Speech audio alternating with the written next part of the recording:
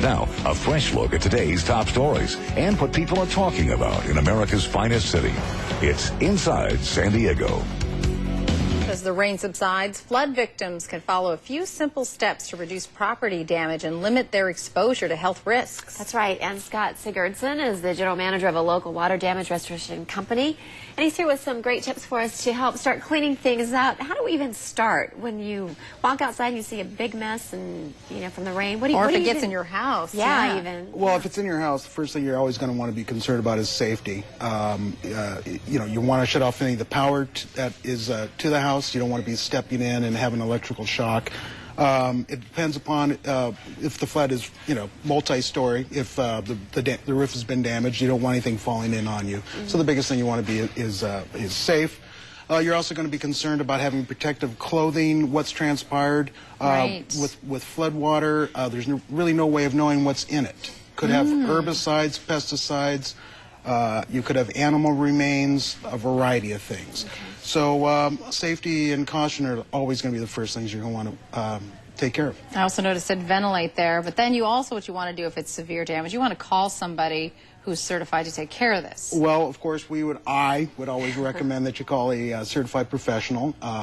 Certified is the IICRC, the Institute for Inspection, Cleaning, and Restoration Certification.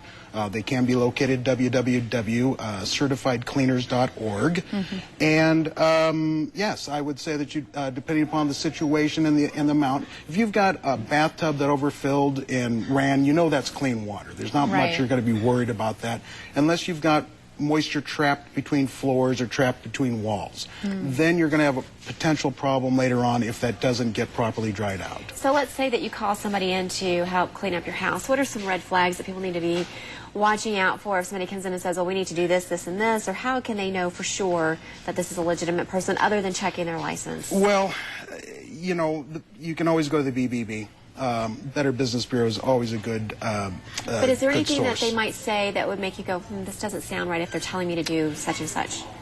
You can go to the website for the IICRC, and it's certainly going to give you recommendations of how you can best protect yourself.